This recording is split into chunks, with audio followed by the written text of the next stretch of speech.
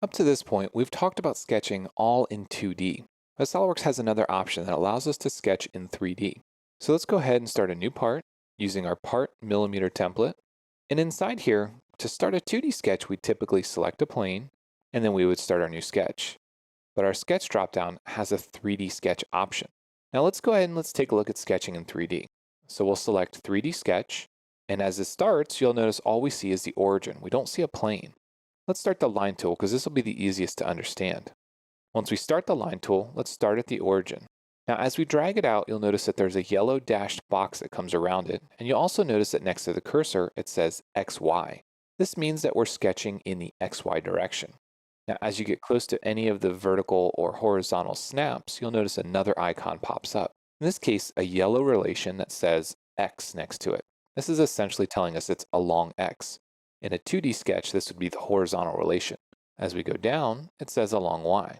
Now, as we're sketching in 3D, we can hit the Tab key to change which plane we're sketching in. Now, this is only true when we're talking about sketching with 2D objects like a line. So you notice in this case, we're sketching now in the YZ plane. So this is along Z, and again along Y. Hit the Tab key one more time. Now we're along ZX. And you can do this while you're sketching. So let's create a line along ZX in the negative direction. Hit the Tab key. We'll make a line that's along Y vertically in the XY direction. Hit the Tab key once more. And we'll make a line that's along Z in the YZ plane and hit Escape. Now as we rotate this around, you can see what we've created. Essentially, a set of lines that could be done on a 2D plane, and then a line that comes out in a different direction along the Z axis. Now you're probably noticing that creating sketches in 3D is quite a bit more complicated than creating them in 2D.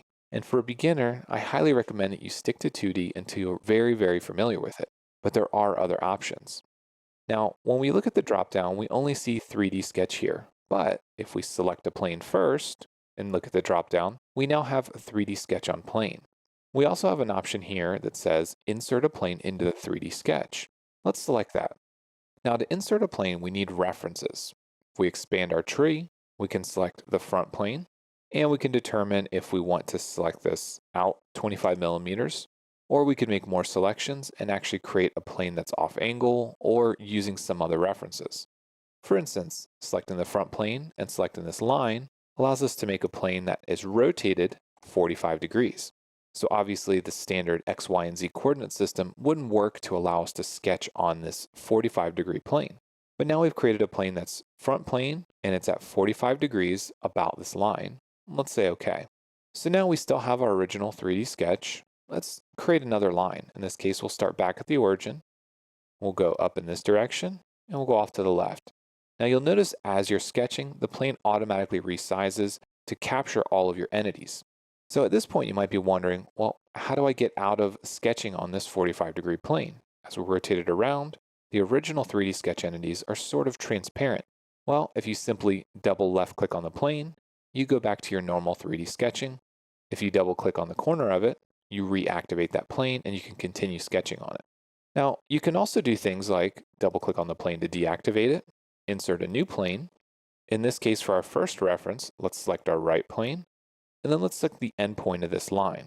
You'll notice what it's trying to do is create an interesting reference. It's trying to make it parallel. So even though we've created some 3D entities out in space, then we created a 45-degree plane, we can still do things like insert other sketch planes and continue sketching in 2D inside of a 3D sketch. Now, one interesting thing that happens inside of a 3D sketch is when we exit this, the planes are completely contained inside of the sketch. You notice that we still have our right, top, and front planes, our standard 3 planes. We don't have this plane 2 because it's contained inside of that 3D sketch. That means when we hide the 3D sketch, the plane is hidden as well, and we can't use it for anything outside of our 3D sketch. But this is a great way that you can make sketch entities in 3D without having to do a ton of extra work and figure out how you can dimension and relate them inside of 3D.